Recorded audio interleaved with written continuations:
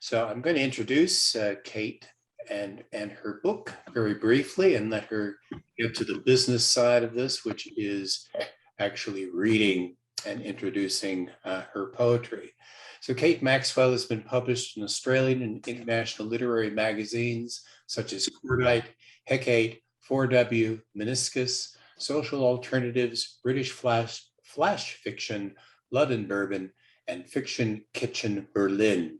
She has also won and been placed in numerous literary awards. She was recently shortlisted for the ACU Poetry Prize. Kate's interests include film, wine, and sleeping. Hopefully she's not going to be doing the latter in the launch. Her first poetry anthology, Never Good at Maths, is published with Interactive Publications Brisbane. That's us. She can be found at https Kate's Writing Place, which is all one word, .com. So take it away, Kate, and do your thing. I'd like to say thank you to everyone who's in this virtual space today. How weird and wonderful that we're doing it this way, but thank you all. I'd also like to apologise up front to all the teachers who have to be Zooming on their weekend. No, that's probably not the best thing for you, but thank you anyway. I've got a couple of little thank yous I'd like to say before I start anything. And one is obviously to David Reiter, who's for his wonderful editorial guidance so far. He has been brilliant. To Margaret Bradstock, who has been kind enough to read my work and review it with such experience and flair. Thank you so much, Margaret. And her book, Brief Garden, is a brilliant read. So thank you, Margaret. I'd also like to thank my wonderful, talented friend Rose, who's there with a champagne glass today, for the gorgeous artwork that she's provided for the cover. Never good at maths, but she's very good at art. So thank you, Rose. Andrew, my hubby, who is, I think he's blind on this today because you can't see him, but thank you, Andrew, for there he is, for building the website, maintaining it so brilliantly, and for also just being so stoic with reading all my poems out loud in his best engineer voice. So thank you, Andrew, for that. I'd like to thank my mum for her brilliant inspiration always. To my son, Max, who has cleverly avoided any mention in this anthology at all. Well done, Max. And Henry, my dog. He has the biggest mention because he's Henry the dog. Okay, so I think I'll start off with a few readings from Never Good at Maths. Have never done this before, so I'll do my best. So here we go, Never Good at Maths. So I'll start you off with a few readings. The first poem I'd like to read is just reminding everyone to be on mute because it's my moment. The first one I'd like to read is Crossing Borders. It's the first one. And it's basically based on, Andrew and I took a trip from Sydney to Uluru a long, long time ago, before borders were actually closed. This was when we could actually go from state to state, and we went a long way. And this is Crossing Borders. Here we go. Past Dead Man's Hill, we follow a petrol tanker into flat brown and grey, where power lines stretch like spider silk across this never end. Caught in the driver's window, white muscular clouds paint a silver-edged halo about your nose and jaw. Right now, I drive with you into forever. 360 degrees of sky and the sun blazing like the blinding eye of God, too bright, too beautiful, too painful to meet. Over ragged scrub, prey birds glide, scouring the map of Earth for hidden life.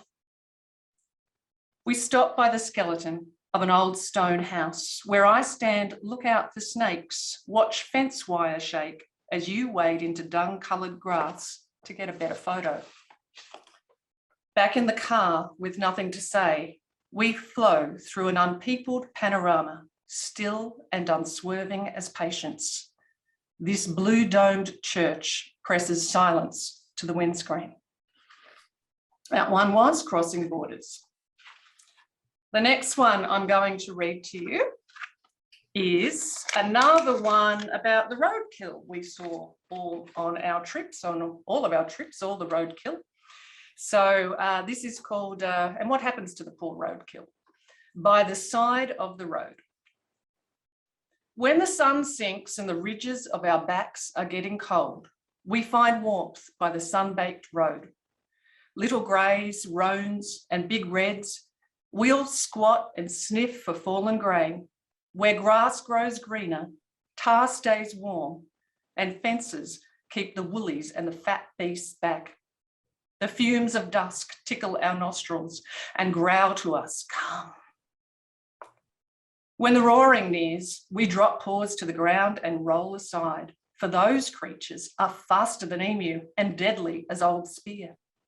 Sometimes white light fills our eyes and we are stuck to the road, bellies popped, spilling colours and smells until the black sharp-beaked birds or the men with shovels and swearing make us disappear. Still, we see ourselves in yellow diamond signs by the side of the road and know we are welcome. Poor kangaroos. That was By the Side of the Road. Here's the title poem for the anthology, Never Good at Maths. I don't really think it needs much introduction, this one, but I will actually apologise to all the engineers, all the neuroscientists, professors, and anyone who's actually good at maths. I'll apologise that before I read Never Good at Maths. In your algebraic mind, my little looks or tilted chin are recognised and given symbols. That colour in my sigh, the warmth of a whisper on your cheek, and patterns in my palms that pulse upon your chest in coded script. You've kissed these hands in shortened breath and called them God. Noting acquiescence and frequency of smiles, you formulated a system of relationships, measured the angle of an eyebrow, length of silences, or heaviness of your name, dropped from a mouth, explored and classified as positive or negative. Cupped into the flesh of your sleep, I've watched numbers change on the bedside table, a kaleidoscope of you tangling through thoughts as minutes slowly drip into long nights.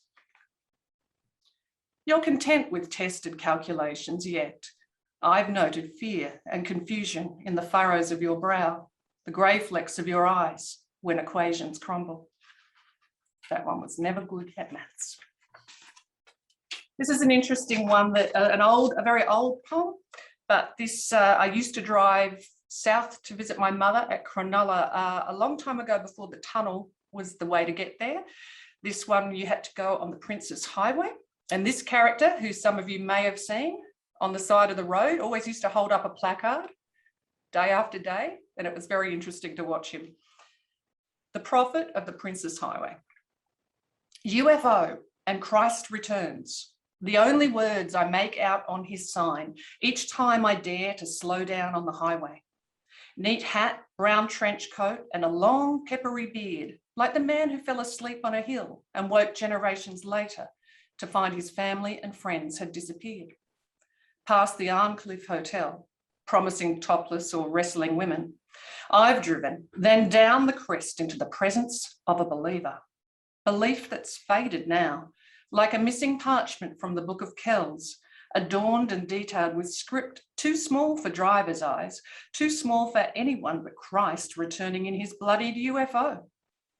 I savour my own beliefs, that this Rip Van Winkle never wanders far, lives behind the footpath where he stands in that bland red brick building, listening in his tidy, tiny room to messages and radio codes only he can understand.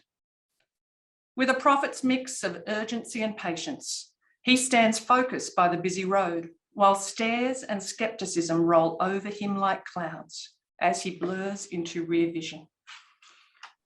That was The Prophet of the Princess Highway. Thank you for the claps. This next one, Heads Will Roll. It's also a very old one, but I tweaked it a little to make it more modern for the digital age, but it's a little sad that it's still so relevant today. Heads will roll. We're so bored with the latest outrage. Still, we tap our shock and horror into digitised arenas to thumbs down shamed ones with collective pings prickling in the ears of spin doctors who scurry off to train the ruling mimics how to frown, how to thunder, how to anguish. This Mexican wave of public dissent becomes our new justice form. Clean-shaved and suited men with greying temples practised concern share our lounge rooms and devices, teaching us to shake our heads and fists. In every home, the detonator beeps, and we are trigger happy. Bishops, ministers, and media moguls prove hardest to trap. Their scent often disguised in dollars and legal bindings, yet heads do roll, locked like bowling balls, held up by desperate rulers or extremist children. Oh, but not the thick-necked heads of those lizard creatures seldom seen in daylight, who've spawned and remade countries in their image. Their heads are everywhere. Next one I shall read. Oh, this is my husband's favourite because he thinks it's funny. This one is all about the rat race, the suburban rat race, the train trip, and I'm sure a lot of people will relate to it. It is Town Hall Station. I dropped my Opal card into the grate at the foot of the stairs. There's no way I'm poking my Revlon nails in there. Whiskers and feelers of digit-eating rats, sewer-fed cockroaches, flicker through the iron grill to pull me down, down, down. The station master won't believe me when the machine beeps the blaring news that I'm a cheat, an offence to social order. Tired business heads will turn, dimly annoyed by disruption, to watch, vaguely hopeful for some dramatic scene. Perhaps I'll be used as a warning to other potential ticket evaders. 5 collectors might surround and escort me to their office, where, accused of fraud and insolence to a train official, I will be summoned to appear at the Court of Petty Rail Crimes. Or maybe I'll make the traveller's day by screaming at the sullen guard, "Back off, mister. I'm walking through and no one's going to stop me." If he goes to grab my arm, I'll hold him back with Schwarzkopf spray and threaten to throw a strategic stiletto at the computerised timetable. Peering into the grate, I imagine my card carried off by a tag team of vermin through rotted concrete chambers to paste on their lost ticket temple arching over Town Hall sewer. The guard at the ticket counter is bored. I buy again and follow the swarm. That one was Town Hall Station. It's my second last one. Oh, it's going to be over soon. This one is interesting because this is isolation in the capital. And what's interesting about this poem is that I am here now in the second lockdown, hiding out in Canberra. This was written in the first lockdown when I was hiding out in Canberra. So there you go. Isolation in the capital. At the bottom of Red Hill, he hauls me up the terracotta track that circles its crusty base, tail happy as we walk through autumn sunshine, satisfying crunch of cloddy dirt and stones underfoot. I yank him past the ant's nest, degenerating kangaroo limb, slunk into clay and breathe. Earth, decay, faint waft of eucalypt. He sniffs for other dog's piss or hidden carcass, then snaffles up some tasty bush shit nuggets before I can stop him. A few loudmouth cockatoos perched on power lines are our only companions, yet only streets away the wheels of national government turn. Not here in this bubble of lockdown lonely sunshine, just me and dog walking. The creaky springs of a trampoline hidden beyond hedges signals a quiet solitary jumper, and somewhere the hum of a drill, but mostly hush in this strange bush city of monuments and gracious avenues, clipped and pruned to elegant submission, neat rose bushes, manicured lawns. But bordering the well-kept suburbs creeps the resilient scrub, so busy with ants, fat-bellied, amber or itchy little black ones, bush sprouts, coarse weeds, drought-sucked grasses that bullies spread onto their cultivated cousins' lawns. Constantly met and crushed with chemicals and vigilance, scrub retreats, pretends to wane, but come summer, when it's too hot for Dog and me to walk this trail, it will stretch its arid arms and rain again. I think I'll end my readings with the last one in the book. This is called Spring Frost. And my family members will definitely know, my sister will know for sure, that this was my mum's absolute favourite painting. And she used to visit in the art gallery quite a lot. Spring Frost, a painting by Eliot Gruner. So I wrote a poem about it. Spring Frost. Gyms come to greet the cows. Caramel-eyed watchers in the crackles of early morning light. Back throat croon his crunching, gum-booted approach. Longbacks outlined silver in the short, crisp capture of stretching dawn. These thick-bodied deities chew cud and calmly glisten in the adoration of rising sun. Day breathes out its omnipotent shimmer from behind farmhouse and bush, sparkling about the curve of fat trees, gilt-etched udders, and dewy droplets upon fence wire.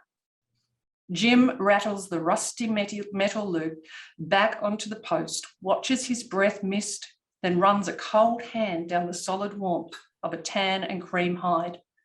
These moments he keeps to light dull days.